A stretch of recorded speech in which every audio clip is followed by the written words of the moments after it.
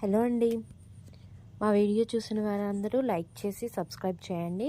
ఈరోజు మనం తలకాయ కూర ఎలా చేయాలో చూద్దామండి. చూసారా ఎలా ఉందో కర్రీ.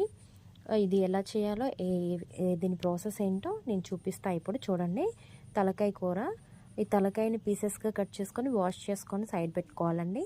ఇలా ఆనియన్స్, పచ్చిమిర్చి కట్ చేసుకుంటాం, టమాటో కట్ చేసుకొని సైడ్ పెట్టుకున్న తర్వాత స్టవ్ ఆన్ చేసి ప్యాన్ పెట్టుకోవాలి.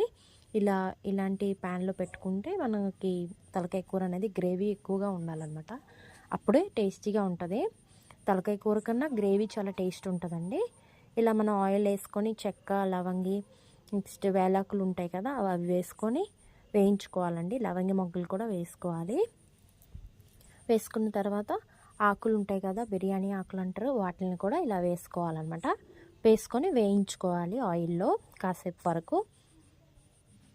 ఇది మా మామయ్య గారు చేశారండి, మా చిన్న మామయ్య గారు. చాలా టేస్టీగా వండుతారు అతను.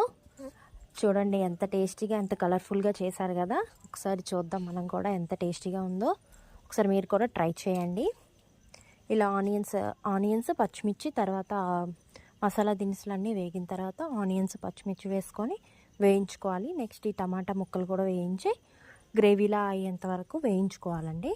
కొంచెం లైట్గా పసుపు, ఉప్పు వేసుకోవాలి. దాంట్లో వేసుకుని కాసేపు అలాగా టమాటాలన్నీ కొంచెం పేస్ట్ అయ్యేంత వరకు వేయించుకోవాలన్నమాట. నెక్స్ట్ అల్లం వెల్లుల్లి పేస్ట్ యాడ్ చేసుకొని పసుపు కూడా కొంచెం లైట్గా యాడ్ చేసుకోవాలి. ముందు వేసుకున్నాం కదా. ఇలా వేసుకున్న తర్వాత కారం మీకు స్పైసీగా కావాలంటే వేసుకోవచ్చు ఎక్కువగా, లేదంటే కొంచెంగా వేసుకోవచ్చు. దీనికి కంపల్సరీగా మిరియాల పొడి అనేది ఉండాలండి తలకాయ కూరకి.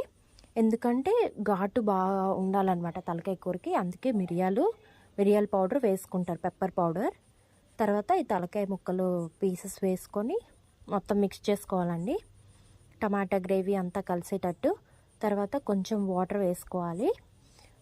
మీకు ఎక్కువగా గ్రేవీ కావాలంటే ఎక్కువగా వాటర్ వేసుకుంటారు, లేదు కొంచెంగా థిక్గా కావాలంటే కొంచెంగా వేసుకుంటారు.